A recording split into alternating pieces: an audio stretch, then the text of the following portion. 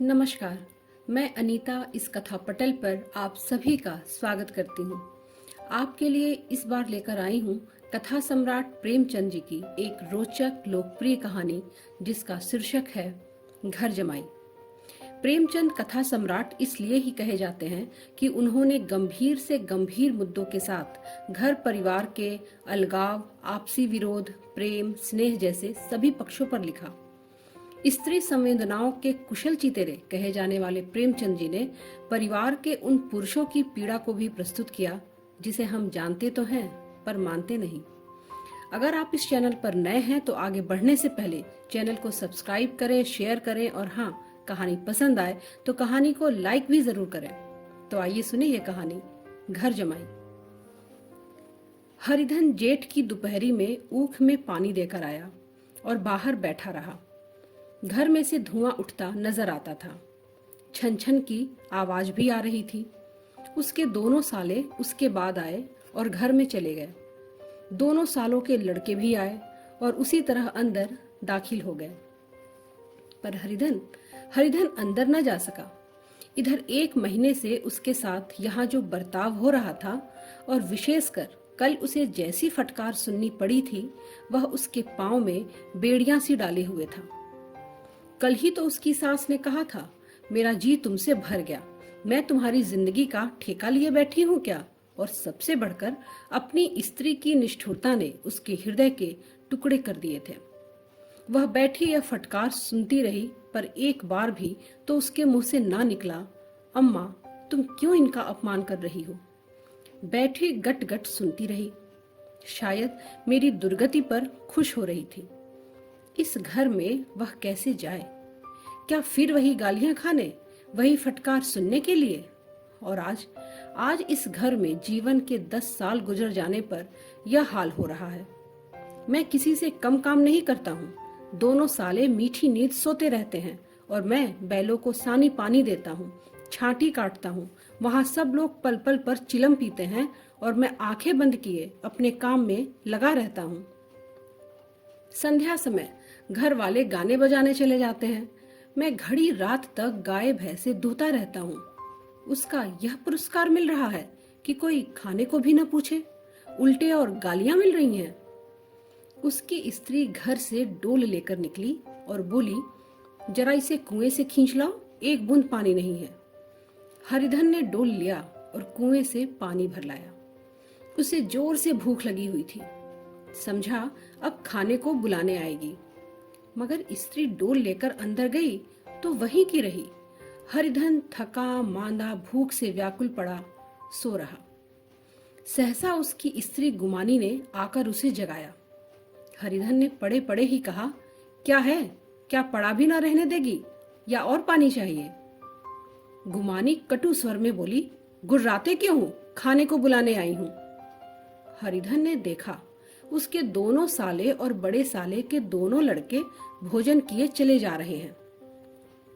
उसकी देह में आग लग गई। मेरी अब यह नौबत पहुंच गई कि इन लोगों के साथ बैठकर खा भी नहीं सकता।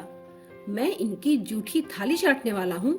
मैं इनका कुत्ता हूँ जिसे खाने के बाद टुकड़ा रोटी डाल दी जाती है।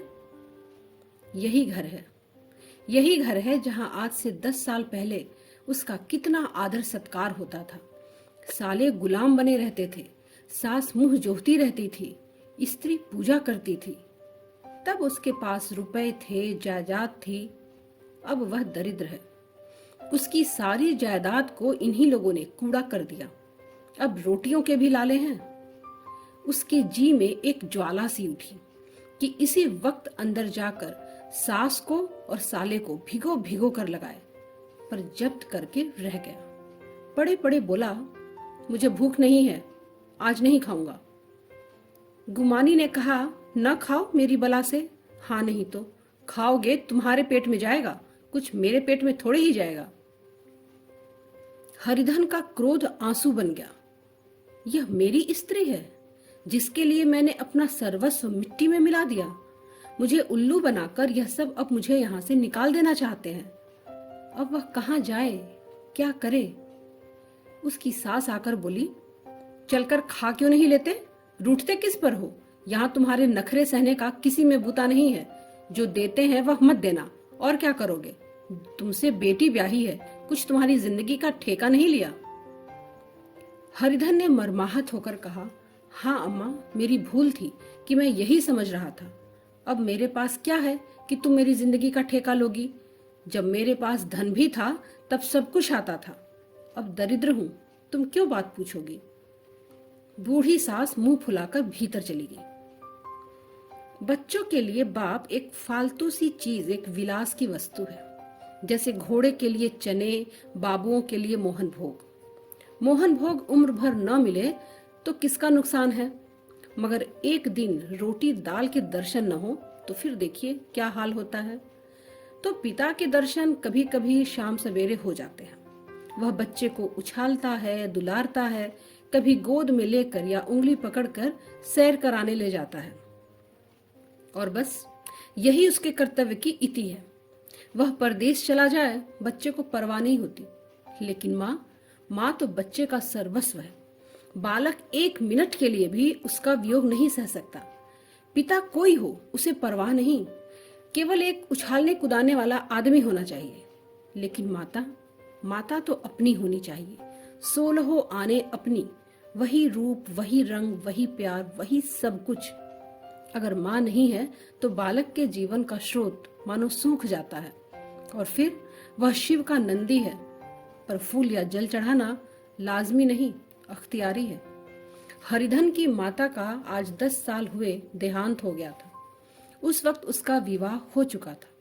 वह 16 साल का कुमार था। पर माँ के मरते ही उसे लगा, मैं कितना निस्सहाय हूँ, जैसे उस घर पर उसका अधिकार ही न रहा हो। बहनों के विवाह हो चुके थे, भाई कोई दूसरा था नहीं। बेचारा अकेले घर में जाते भी डरता था, माँ के लिए रोता था, पर माँ की परछाई से डरता था। जिस कोठरी में उसने देह त्याग किया उधर आंखें तक न उठाता। घर में एक बुआ थी, वह हरिधन को बहुत दुलार करती। हरिधन को अब दूध ज्यादा मिलता, काम भी कम करना पड़ता। बुआ बार बार पूछती, बेटा कुछ खाओगे? बाप भी अब उसे ज्यादा प्यार करते, उसके लिए अलग एक गाय मंगवा दी। कभी कभी उसे कुछ पैसे देते कि जैसे चाहे खर्च करे। पर इन मरहमों से वह घाव पूरा नहीं होता जिसने उसकी आत्मा को आहत कर दिया था। यह दुलार और प्यार बार बार उसे माँ की याद दिलाता। माँ की घुड़कियों में जो मजा था वह क्या इस दुलार में था? माँ से मांग कर, लड़ कर, ठुनक कर, रूठ कर लेने में जो आनंद था वह क्या इस भिक्षादान में था? पहले वह स्वस्थ था, मांग मांग कर खाता था, लड़ लड़ कर खाता। अब वह बीमार था, अच्छे से अच्छे पदार्थ उसे दिए जाते, पर अब भूख नहीं थी। साल भर तक वह इसी दशा में रहा। फिर दुनिया बदल गई। एक नई स्त्री, जिसे लोग उसकी माता कहते थे, उसके घर में आई और देखते देखते एक काली घटा की तरह उसके संकुचित भूमंडल पर छा गई। हरिधन ने इस नकली माँ से बात कभी नहीं की, कभी उसके पास नहीं गया। एक दिन घर से निकला और ससुराल चला आया। बाप ने बार बार बुलाया, पर उसके जीते जी वह फिर उस घर में कभी नहीं गया। जिस दिन उसके पिता के देहांत की सूचना मिली, उसे एक प्रकार का ईर्ष्यामय हर्ष हुआ। उसकी आंखों में आंसू की एक बूंद नहीं आई। इस नए संसार में आकर हरिधन को एक बार फिर मात्र स्नेह का आनंद मिला। उसकी सास ने ऋषि वरदान की भांति उसके शून्य जीवन को विभूतियों से परिपूर्ण कर दिया। मरुभूमि में हरियाली उत्पन्न हो गई। सालियों की चुहल में, सास के स्नेह में, सालों के वाक विलास में और स्त्री के प्रेम में उसके जीवन की सारी आकांक्षाएं पूरी हो गई। सास कहती, बेटा तुम इस घर को अपना ही समझो, तुम ही मेरी आंखों के तारे हो। वह उससे अपने लड़कों की, बहुओं की शिकायत करती। वह दिल में समझता था, सास जी मुझे अपने बेटों से भी ज्यादा चाहती हैं।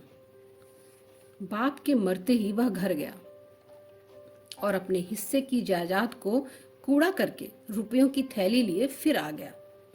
अब उसका दूना आदर सत्कार होने लगा। उसने अपनी सारी संपत्ति सास के चरणों पर अर्पण करके अपने जीवन को सार्थक कर दिया। अब तक उसे कभी कभी घर की याद आ जाती थी और अब भूल कर भी उसकी याद नहीं आती, मानो वह उसके जीवन का कोई भीषण कांड था जिसे भूल जाना ही उसके लिए अच्छा था। वह सबसे पहले उठता, सबसे ज्यादा काम करता। उसका मनोयोग, उसका परिश्रम देखकर गांव के लोग दांतों तले उंगली दबाते, उसके ससुर का भाग्य बखारते जिसे ऐसा दामाद मिल गया। लेकिन ज्यों-ज्यों दिन गुजरते गए उसका मान सम्मान घटता गया। पहले वह देवता था, फिर घर का आदमी हुआ, अंत में घर का दास हो गया। रोटियों में भी बाधा पड़ गई, अपमान होने लगा। अगर घर के लोग भूखों मरते और साथ ही उसे भी मरना पड़ता तो उसे जरा भी शिकायत न होती। लेकिन जब वह देखता और लोग मूंछों पर ताव दे रहे हैं, केवल मैं ही दूध की मक्खी बना दिया गया हूं, तो उसके अंतस्थल से एक लंबी ठंडी आह निकल जाती। अभी उसकी उम्र कुछ 25 साल की तो थी। इतनी उम्र इस घर में कैसे गुजरेगी? और तो और उसकी स्त्री ने भी आंखें फेर ली थी। हरिधन तो उधर भूखा प्यासा चिंता दाह में जल रहा था। इधर घर में सास जी और दोनों सालों में बातें हो रही थी। गुमानी भी हाँ में हाँ मिलाती जाती थी। बड़े साले ने कहा, हम लोगों की बराबरी करते हैं, यह नहीं समझते कि किसी ने उसकी जिंदगी भर का बीड़ा थोड़े ही लिया है। 10 साल हो गए, इतने दिनों में क्या 2-3 हजार न हड़प गए होंगे? छोटे साले ने कहा, मंजूर हो तो आदमी घुड़के भी डांटे भी, अब इनसे कोई क्या कहे, न जाने इनसे कब पिंड छूटेगा। अपने दिल में समझते होंगे मैंने 2000 रुपए नहीं दिए हैं, ये नहीं समझते कि उनके दिए 2000 रुपए कब के उड़ चुके हैं। सास गंभीर भाव से बोली, बड़ी भारी खुराक है इनकी। गुमानी माता के सिर से जूं निकाल रही थी। सुलगते हुए हृदय से बोली, निकम्मे आदमी को खाने के सिवा और काम ही क्या रहता है? बड़े साले ने कहा, खाने की कोई बात नहीं है, जिसको जितनी भूख हो उतना खाए, लेकिन कुछ पैदा भी करना चाहिए। यह नहीं समझते कि पहुनई में किसी के दिन कटे हैं। छोटे साले ने कहा, मैं तो एक दिन कह दूंगा, अब आप अपनी राह लीजिए, आपका कर्जा नहीं खाया है। गुमानी घर वालों की ऐसी ऐसी बातें सुनकर अपने पति से द्वेष करने लगी थी। अगर वह बाहर से 4 पैसे लाता तो इस घर में उसका कितना मान सम्मान होता, वह भी रानी बनकर रहती। गुमानी की मनोवृत्तियां अभी तक बिल्कुल बालपन की थी। उसका अपना कोई घर नहीं था, उसी घर का हित अहित उसके लिए भी प्रधान था। वह भी उन्हीं के शब्दों में विचार करती, इस समस्या को उन्हीं की आंखों से देखती जैसे उसके घर वाले देखते थे। सच तो है, 2000 रुपए में क्या किसी को मोल ले लेंगे? 10 साल में 2000 रुपए होते ही क्या है? 200 ही तो साल भर के हुए। क्या 2 आदमी साल भर में 200 भी नहीं खाएंगे? फिर कपड़े लत्ते दूध घी सब कुछ तो है। 10 साल हो गए, एक पीतल का छल्ला नहीं बना। घर से निकलते तो जैसे इनके प्राण निकलते हैं। जानते हैं जैसे पहले पूजा होती थी वैसे ही जन्म भर होती रहेगी। यह नहीं सोचते कि पहले और बात थी, अब और बात है। बहू ही पहले ससुराल जाती है तो उसका कितना महात्म होता है। डोली से उतरते ही बाजे बजते हैं, गांव मोहल्ले की औरतें उसका मुंह देखने आती हैं और रुपए देती हैं। महीनों उसे घर भर से अच्छा खाने को मिलता है, अच्छा पहनने को। कोई काम नहीं लिया जाता, लेकिन 6 महीने बाद कोई उसकी बात भी नहीं पूछता। उनके घर में मेरी तो यही गति होती, फिर काहे का रोना? जो यह कहो कि मैं तो काम करता हूं तो तुम्हारी भूल है। मजूर और बात है, उसे आदमी डांटता भी है, मारता भी है, जब चाहता है रखता है, जब जी चाहता है निकाल देता है, कसकर काम लेता है। यह नहीं कि जब जी में आया कुछ काम किया, जब जी में आया पढ़कर सो रहे। हरिधन भी अंदर ही अंदर सुलग रहा था कि दोनों साले बाहर आए और बड़े साहब बोले, भैया उठो, तीसरा पहर ढल गया, कब तक सोते रहोगे? सारा खेत पड़ा है। हरिधन चट से उठ बैठा और तीव्र स्वर में बोला, क्या तुम लोगों ने मुझे उल्लू समझ लिया है? दोनों साले हक्का बक्का हो गए। जिस आदमी ने कभी जबान नहीं खोली, हमेशा गुलामों की तरह हाथ बांधे हाजिर रहा, वह आज एकाएक इतना आत्माभिमानी हो गया। यह उनको चौंका देने के लिए काफी था। कुछ जवाब न सूझा। हरिधन ने देखा इन दोनों के कदम उखड़ गए हैं, तो एक धक्का और देने की प्रबल इच्छा को रोक नहीं सका। उसी ढंग से बोला, मेरी भी आंखें हैं, अंधा नहीं हूं, न बहरा ही हूं। छाती फाड़कर काम करूं और उस पर भी कुत्ता समझा जाऊं? ऐसे गधे कहीं और होंगे। अब बड़े साले भी नरम पड़े। तुम्हें किसी ने यहां बांध तो रखा नहीं है? अब की हरिधन लाजवाब हुआ। कोई बात नहीं सूझी। बड़े ने फिर उसी ढंग से कहा, अगर तुम यह चाहो कि जन्म भर पाहुने बने रहो और तुम्हारा वैसा ही आदर सत्कार होता रहेगा, तो हमारे बस की बात नहीं है। हरिधन ने आंखें निकाल कर कहा, क्या मैं तुम लोगों से कम काम करता हूं? बड़े ने कहा, यह कौन कहता है? हरिधन बोला, तो तुम्हारे घर की यही नीति है कि जो सबसे ज्यादा काम करे वही भूखों मारा जाए। बड़े ने कहा, तुम खुद खाने नहीं गए, क्या कोई तुम्हारे मुंह में कौर डाल देता? हरिधन ने होठ चबाकर कहा, मैं खुद खाने नहीं गया, कहते तुम्हें लाज नहीं आती? हरिधन की आंखों में खून उतर आया, दांत पीस कर रह गया। छोटे साले ने कहा, अम्मा भी आई थी, तुमने कह दिया मुझे भूख नहीं है, तो क्या करती? सास भीतर से लपकी चली आ रही थी। सुनकर बोली, कितना कहकर हार गई, कोई उठे नहीं तो मैं क्या करूं? हरिधन ने विष, खून और आग से भरे हुए स्वर में कहा, मैं तुम्हारे लड़कों का जूठा खाने के लिए हूं? मैं कुत्ता हूं कि तुम लोग खाकर मेरे सामने रूखी रोटी का टुकड़ा फेंक दो? बुढ़िया ने ऐंठ कर कहा, तो क्या तुम मेरे लड़कों की बराबरी करोगे? हरिधन परास्त हो गया। बुढ़िया के एक ही वाक प्रहार ने उसका काम तमाम कर दिया। उसकी तनी हुई भौवें ढीली पड़ गई, आंखों की आग बुझ गई, फड़कते हुए नथुने शांत हो गए। किसी आहत मनुष्य की भांति वह जमीन पर गिर पड़ा। क्या तुम मेरे लड़कों की बराबरी करोगे? यह वाक्य एक लंबे भाले की तरह उसके हृदय में चुभता चला जाता था। न हृदय का अंत था, न उस भाले का। सारे घर ने खाया, पर हरिधन न उठा। सास ने मनाया, सालियों ने मनाया, ससुर ने मनाया, दोनों साले मनाकर हार गए। हरिधन न उठा। वहां द्वार पर एक टाट पड़ा था, उसे उठाकर सबसे अलग कुएं पर ले गया और जगत पर बिछाकर पड़ा रहा। रात भीग चुकी थी। अनंत आकाश में उज्जवल तारे बालकों की भांति क्रीड़ा कर रहे थे। कोई नाचता था, कोई उछलता था, कोई हंसता था, कोई आंखें मीच कर फिर खोल देता था। रह रहकर कोई साहसी बालक सपाटा भरकर एक पल में उस विस्तृत क्षेत्र को पार कर लेता था और न जाने कहां छा जाता था। हरिधन को अपना बचपन याद आया, जब वह भी इसी तरह क्रीड़ा करता था। उसकी बाल स्मृतियां उन्हीं चमकीले तारों की भांति प्रज्वलित हो गई। वह अपना छोटा सा घर, वह आम का बाग जहां वह केरिया चुना करता था, वह मैदान जहां कबड्डी खेला करता था, सब याद आने लगे। फिर अपनी स्नेहमयी माता की सदैव मूर्ति उसके सामने खड़ी हो गई। उन आंखों में कितनी करुणा थी, कितनी दया थी। उसे ऐसा जान पड़ा मानो माता आंखों में आंसू भरे उसे छाती से लगा लेने के लिए हाथ फैलाए उसकी ओर चली आ रही है।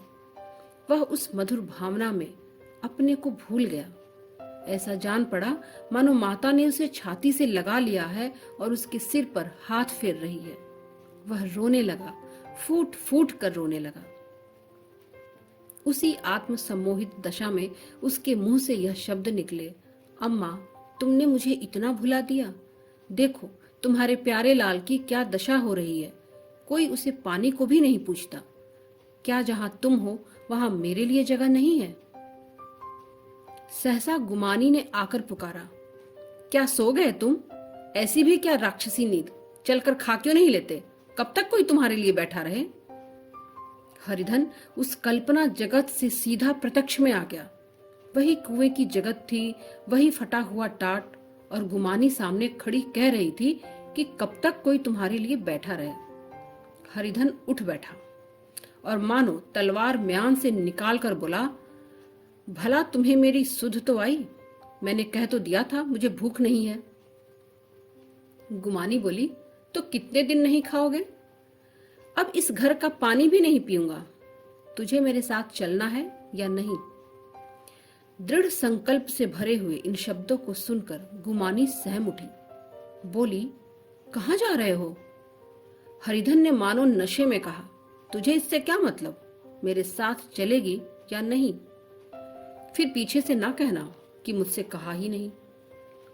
गुमानी आपत्ति के भाव से बोली, तुम बताते क्यों नहीं? कहाँ जा रहे हो? तू मेरे साथ चलेगी या नहीं? जब तक बता नहीं दोगे मैं नहीं जाऊंगी।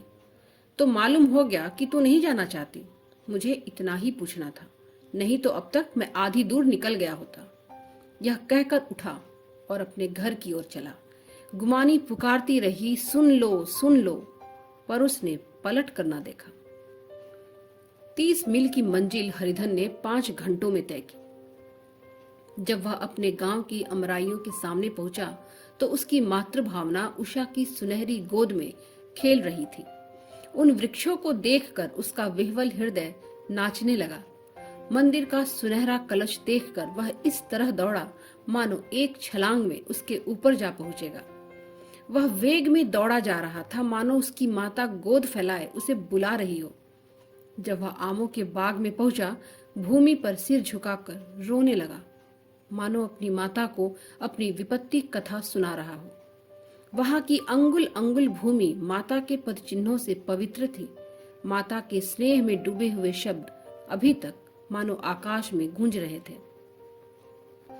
इस वायु और इस आकाश में न जाने कौन सी संजीवनी थी जिसने उसके शोकाकुल हृदय को फिर बाल उत्साह से भर दिया। वह एक पेड़ पर चढ़ गया और आम तोड़ तोड़ कर खाने लगा। सास के कठोर शब्द, स्त्री का निष्ठुर आघात, सारा अपमान उसे भूल गया। उसके पांव फूल गए थे, तलवों में जलन हो रही थी, पर इस आनंद में उसे किसी बात का ध्यान नहीं था। सहसा रखवाले ने पुकारा, वह कौन ऊपर चढ़ा है? उतर अभी, नहीं तो ऐसा पत्थर खींचकर मारूंगा कि वहीं ठंडे हो जाओगे। उसने कई गालियां दी। इस फटकार और इन गालियों में इस समय हरिधन को अलौकिक आनंद मिल रहा था। वह डालियों में छिप गया, कई आम काट काट नीचे गिराए और जोर से ठट्ठा मारकर हंसा। ऐसी उल्लास से भरी हुई हंसी उसने बहुत दिन से हंसी ही नहीं थी। रखवाले को यह हंसी परिचित मालूम हुई, मगर हरिधन हरिधन यहाँ कहाँ? वह तो ससुराल की रोटियां तोड़ रहा है। कैसा हंसोड़ा था, कितना चिबिल्ला, न जाने बेचारे का क्या हाल हुआ। पेड़ की डाल से तालाब में कूद पड़ता था। अब गांव में ऐसा कौन है?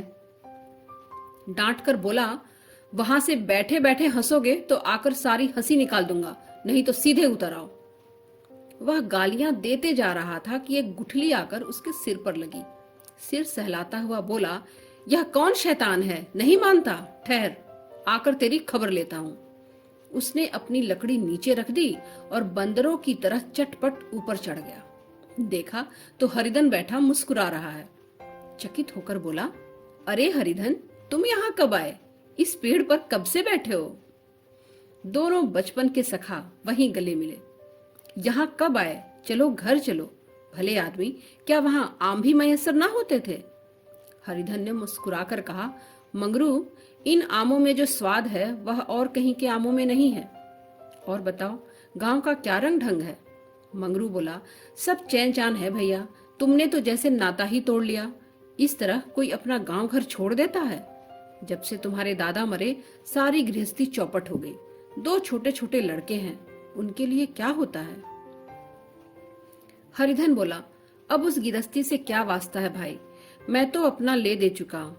मजूरी तो मिलेगी नहीं, तुम्हारी गैया ही चरा दिया करूंगा, मुझे खाने को दे देना। मंगरू ने अविश्वास के भाव से कहा, अरे भैया, कैसी बात करते हो? तुम्हारे लिए जान हाजिर है। तो क्या ससुराल में अब न रहोगे? कोई चिंता नहीं, पहले तो तुम्हारा घर ही है, उसे संभालो। छोटे छोटे बच्चे हैं, उनको पालो। तुम नई अम्मा से नाहक डरते थे, बड़ी सीधी है बेचारी, बस अपनी माँ समझो, तुम्हें पाकर तो निहाल हो जाएगी। अच्छा, घरवाली को भी तो लाओगे? हरिधन बोला, उसका अब मुंह न देखूंगा। हरिधन अपने घर पहुंचा तो दोनों भाई भैया आए कहकर भीतर दौड़े और माँ को खबर दी। उस घर में कदम रखते ही हरिधन को ऐसा अनुभव हुआ मानो वह अपनी माँ की गोद में बैठा हुआ है। इतने दिनों तक ठोकरे खाने से उसका हृदय कोमल हो गया था। जहां पहले अभिमान था, आग्रह था, हेकड़ी थी, वहां वहां अब निराशा थी, पराजय और याचना थी। बीमारी का जोर कम हो चला था तो अब मामूली दवा भी असर कर सकती थी। किले की दीवारें छिद चुकी थीं, अब उसमें घुस जाना असाध्य नहीं था। वही घर जिससे वह एक दिन विरक्त हो गया था, अब बाहें फैलाए उसे आश्रय देने को तैयार था। हरिधन का मन यह आश्रय पाकर मानो तृप्त हो गया। शाम को विमाता ने कहा, बेटा तुम घर आ गए, हमारे धन्य भाग। अब इन बच्चों को पालो। माँ का नाता न सही, बाप का नाता तो है ही। तुम्हारी अम्मा से मेरी बहन का नाता है, उस नाते से तुम भी मेरे लड़के होते हो। हरिधन ने मात्र विह्वल आंखों से विमाता के रूप में अपनी माता के दर्शन किए। घर के एक एक कोने से मात्र स्मृतियों की छटा चांदनी की भांति छिटकी हुई थी। विमाता का प्रौढ़ मुखमंडल भी उसी छटा से रंजित था। दूसरे दिन हरिधन फिर कंधे पर हल रखकर खेत को चला। उसके मुख पर उल्लास था और आंखों में गर्व। वह अब किसी का आश्रित नहीं, आश्रयदाता था। किसी के द्वार का भिक्षुक नहीं, अपने घर का रक्षक था।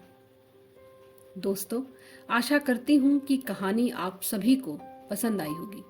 प्रेमचंद जी की कुछ और पारिवारिक रोचक कहानियों को बहुत जल्द आपके सामने प्रस्तुत करूंगी। अगर आप इस चैनल पर नए हैं तो आगे बढ़ने से पहले चैनल को सब्सक्राइब करें, शेयर करें